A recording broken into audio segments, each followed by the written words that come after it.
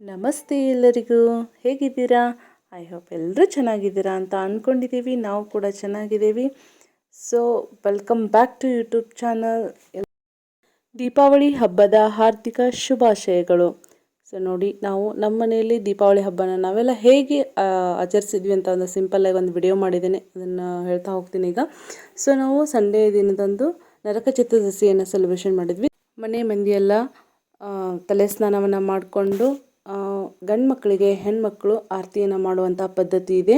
ಅದಾದ ನಂತರ ಅಂದರೆ ದೀಪಾವಳಿ ಅಂತಂದರೆ ನಾವು ಒಂದು ವಾರ 15 ದಿನ ಮುಂಚೆನೇ ಇದ್ರದ್ದೆಲ್ಲ ಪ್ರಿಪ್ರೇಷನ್ಸ್ ಎಲ್ಲ ಜೋರು ಇರ್ತೈತೆ ರೀ. ಯಾಕಂದ್ರೆ ಮನೆ ಕ್ಲೀನ್ ಮಾಡೋದಾಗಿರ್ಬಹುದು, ಕರ್ಜಿಕಾಯಿ ಮಾಡೋದಾಗಿರ್ಬೋದು, ಶಂಕರಪಾಳೆ, ಅವಲಕ್ಕಿ, ಚೂಡ, ಗಾರ್ಗಿ, ಈ ಥರ ವೆರೈಟಿ ಅಂದರೆ ಊಟದಲ್ಲೇ ಸ್ಪೆಷಲ್ ಅಂತ ಹೇಳ್ಬಹುದು ದೀಪಾವಳಿ ಅಂತಂದರೆ. ನೋಡಿರಿ, ಇವರು ನಮ್ಮ ಮನೆಯಲ್ಲಿ ಕೆಲಸ ಮಾಡುವಂಥವ್ರು, ಹೊಲದ ಕೆಲಸ ಮಾಡುವಂಥವ್ರು. ಅವತ್ತು ನಾವು ಕಡೆ ಮಾಡೋ ಟೈಮಲ್ಲಿ ಅವರು ಬಂದು ಕೂಡ ನಮಗೆ ಸಹಾಯ ಮಾಡಿದರು. ತುಂಬಕ್ಕೆ ಬರುತ್ತೆ ಅಂತ ಅವರು ಕೂಡ ತುಂಬಲಿಕ್ಕೆ ಬಂದಿದ್ದಾರೆ. ಅಂದರೆ ನರಕ ಚತುರ್ದಶಿ ದಿನ ನಮ್ಮ ಮನೆಗೆ ಎಲ್ಲ ಕೆಲಸ ಮಾಡುವಂಥವ್ರನ್ನೆಲ್ಲರನ್ನೂ ಕರೆಸಿ ಅವತ್ತು ನಾವು ನಾಷ್ಟ ಹಾಕಿಕೊಡ್ತೇವೆ ರೀ. ಅವಲಕ್ಕಿ ಮಾಡಿದ್ವಿ ಅವ್ರಿಗೆಲ್ಲರಿಗೂ. ನಾವು ಏನೇನೆಲ್ಲ ಐಟಮ್ಸ್ ಮಾಡಿರ್ತೇವಲ್ಲ ಅವನ್ನೆಲ್ಲ ಅವ್ರಿಗೆ ಟಿಫನ್ನು ಮತ್ತು ಚಾನ ಮಾಡಿಸಿ ಕಳಿಸಿದ್ವಿ. ನಾವು ಅವತ್ತು ರಾತ್ರಿ ಏನು ಮಾಡ್ತೀವಿ, ಅಮಾವಾಸ್ಯೆ ದಿನ ಸಾಯಂಕಾಲ ನಾವು ನಮ್ಮ ಮನೆಗೆ ಒಂದು ಹೊಸ ಟ್ಯಾಕ್ಟ್ರನ್ನ ನಾವು ಖರೀದಿಯನ್ನು ಮಾಡಿದ್ವಿ. ಸೊ ನೋಡಿರಿ, ಅದರದ್ದು ಪೂಜೆ ಇದು. ಈ ವರ್ಷ ದೀಪಾವಳಿಗೆ ಟ್ಯಾಕ್ಟ್ರನ್ನು ತಗೊಂಡ್ರು.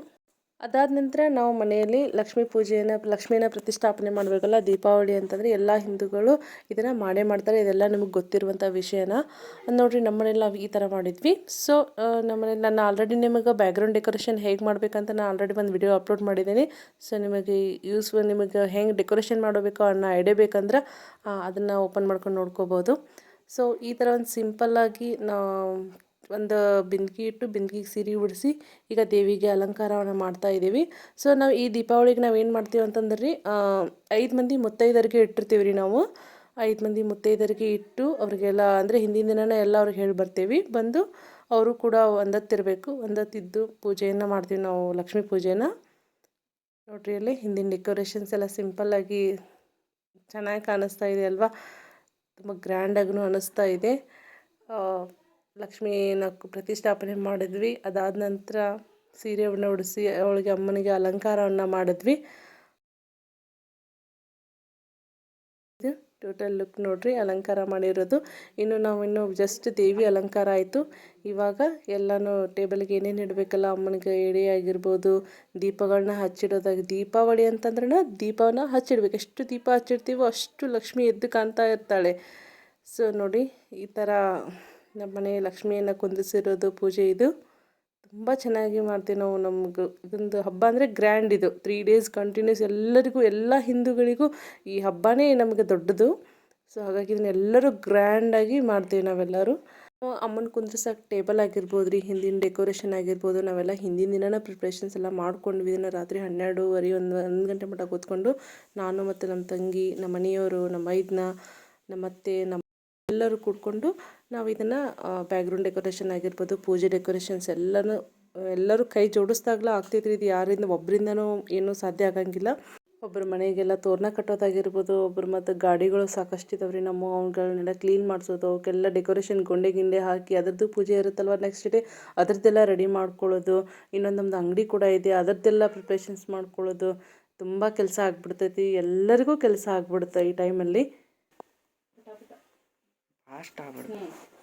ಕ್ಯಾಮರಾಮನ್ ಸಂತೋಷ್ ಜೊತೆ ಸಂಗಡಿಗರು ಅರವಟ್ಟಿಗೆ ಬಂದು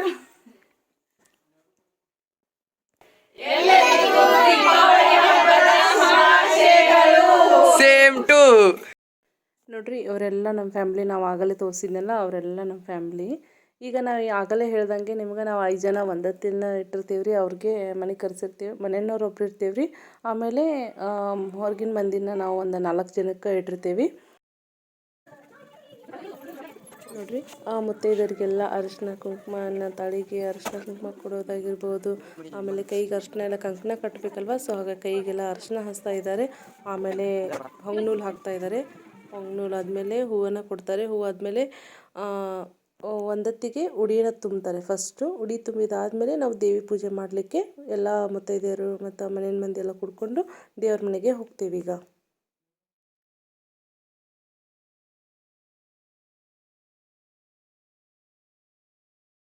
ಅಮಾವಾಸ್ಯೆ ದಿನಾನ ಮಧ್ಯಾಹ್ನ ದಿನ ನಾವು ಏನು ಮಾಡ್ತೀವಿ ರೀ, ಒಳಗಿನ ಪೂಜೆ ಆಯ್ತು. ಈಗ ಒಳಗಿನ ಪೂಜೆ ಆದ ದಿನಾನ ಏನು ಮಾಡ್ತೀವಿ, ಸಾಯಂಕಾಲ 7-7:30 ಸುಮಾರು ನಾವು ಗಾಡಿಗಳ ಪೂಜೆನೂ ಮಾಡ್ತೀವಿ. ಇವೆಲ್ಲ ನಮ್ಮ ಮನೆಯೊಳಗಿನ ಗಾಡಿ ನೋಡ್ರಿ, ಕಾರ್, ಟ್ರ್ಯಾಕ್ಟರ್. ಈ ಸಲ ನಾವು ಹೊಸ ಟ್ರ್ಯಾಕ್ಟರ್ ತೊಗೊಂಡು ಬಂದ್ವಲ್ಲ, ಅದನ್ನು ಕೂಡ ಪೂಜೆಗೆ ಇಟ್ಟಿದ್ದೀವಿ.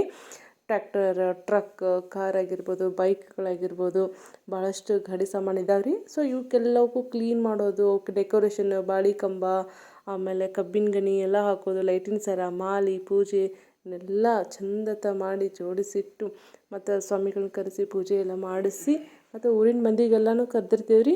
ಆ ಟೈಮಲ್ಲಿ ಮತ್ತು ಅವ್ರಿಗೆ ಬಂದವ್ರಿಗೆಲ್ಲರಿಗೂ ಸ್ವಲ್ಪ ಸ್ವೀಟ್, ಚೂಡ ಎಲ್ಲ ಹಾಕಿಕೊಡ್ತೀವಿ. ಮತ್ತು ಸೊ ಇವರೆಲ್ಲ ನಮ್ಮ ಫ್ಯಾಮ್ಲಿ ನೋಡಿರಿ, ಎಲ್ಲರೂ ಸೇರಿಕೊಂಡು ಈ ಬೆಳಕಿನ ಹಬ್ಬವನ್ನು ಆಚರಣೆಯನ್ನು ಮಾಡ್ತೀವಿ. ಅದರದ್ದು ನೆಕ್ಸ್ಟ್ ಡೇ ನಾವು ಏನು ಮಾಡ್ತೀವಿ, ನಮ್ಮ ಐತಂದು ಮೆಡಿಕಲ್ ಶಾಪ್ ಐತಿ. ಸೊ ಅದನ್ನು ಕೂಡ ನಾವು ಪೂಜೆನ ಮಾಡಿದ್ವಿ. Thank you.